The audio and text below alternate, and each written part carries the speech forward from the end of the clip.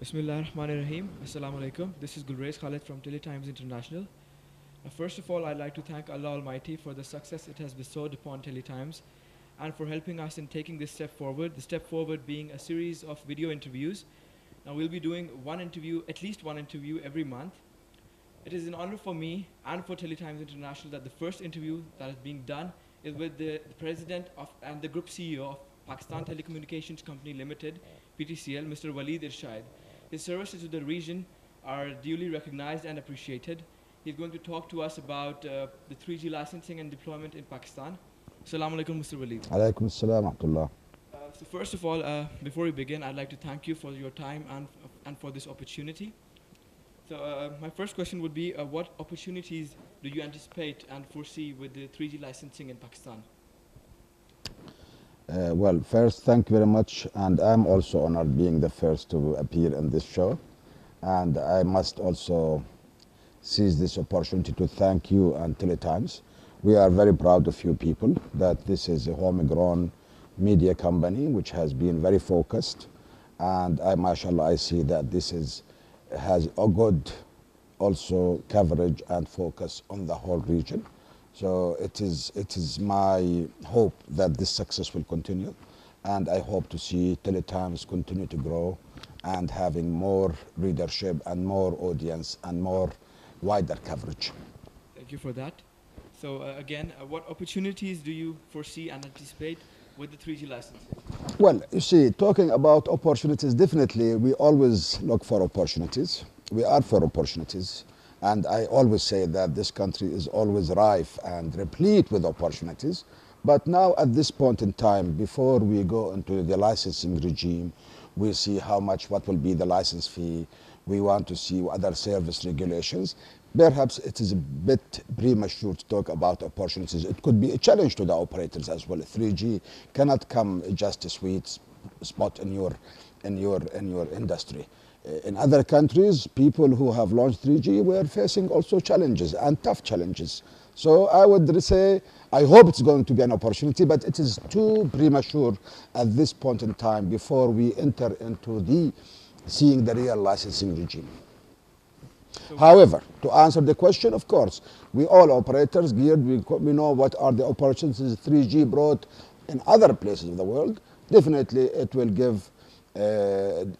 lead to wider 3G wireless broadband services in the country. Okay, so now the licensing is being done.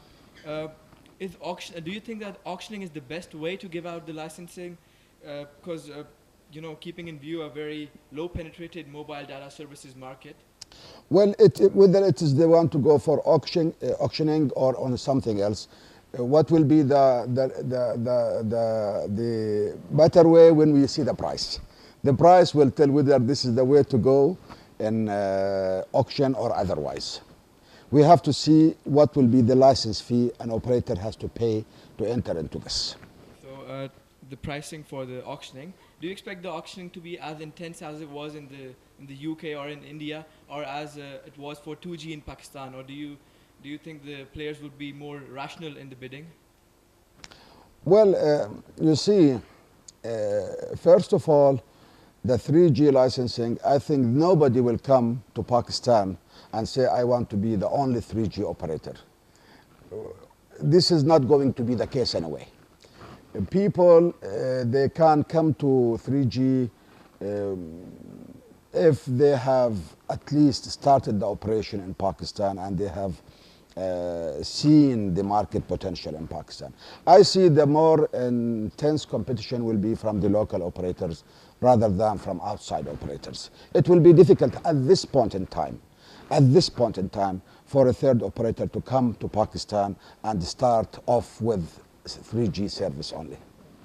So once the licensing is done, what would be a safe time for the 3G auction winners to roll out their services in the market?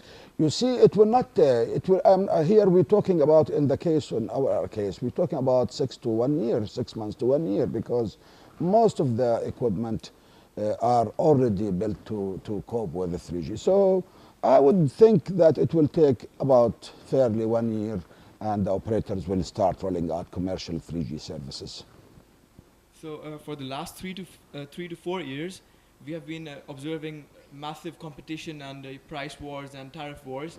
Do you think this will be the same case for the 3G services once I they are hope rolled that out? we, the operators, have learned the lesson, and we have learned our lesson the hard way, and we will avoid these price cuts and wars, which leads to disruptive market or destroying market values for us and for the consumers, by the way, because you see, a consumer has to get a quality service, more so on the 3G.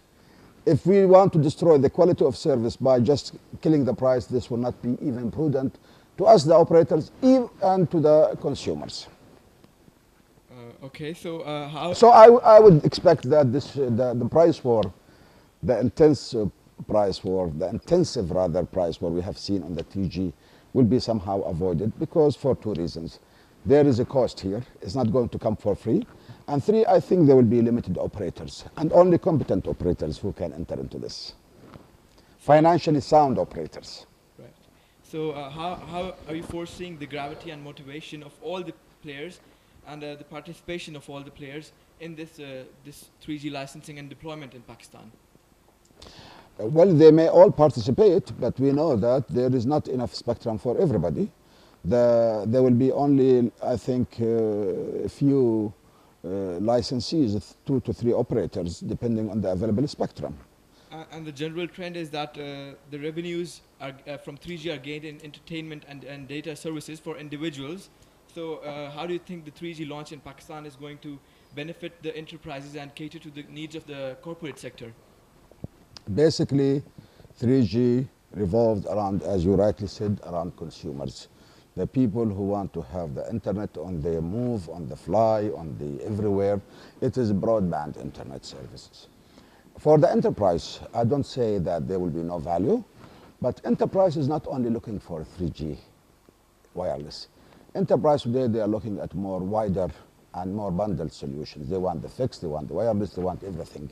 So it will be good as part of a larger bundle to the enterprise. Right. So the license. You understand my point? Yeah. It will be part of a larger bundle to the enterprise. Okay. So the license that is being auctioned covers the 3G and 4G or LTE. So Yeah.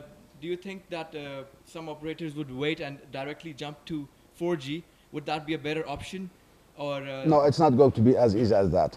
Yes, we have been also told that this is going to be technology neutral, and perhaps there are some operators would leapfrog to the 4G.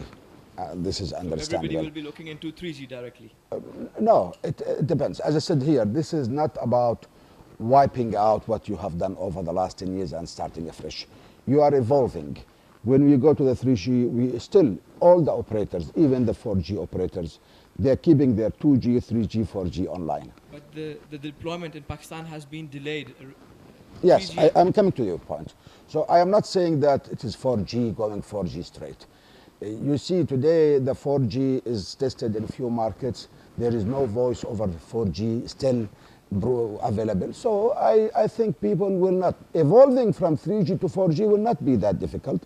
But as I said here, people will make decisions based on their business models and their target audience, on their what they want to sell. They want to still continue to sell voice plus data, or they want to go to the data only. So this will be decided on the business model by each operator.